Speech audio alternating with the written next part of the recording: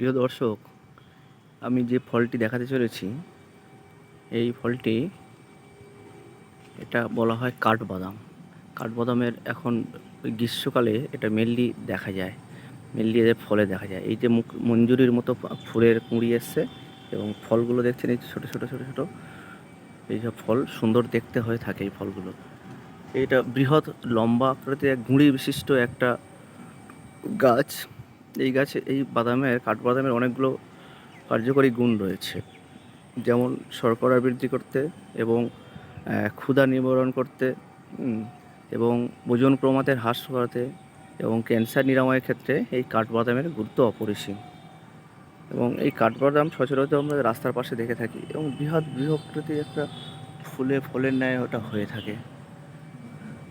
দেখছেন, এটাকে আমরা সচরাচর কাঠবাদাম বলে থাকি। অনেকে অনেক রকমভাবে বলে থাকে, কিন্তু এর ফলটা ঠিক এইরকমই দেখতে। এই দেখছেন, এটা এখন ছোট অবস্থায়, এটা পাকলে গিয়ে এটা শক্ত আবরণ ধারণ করে। ধন্যবাদ।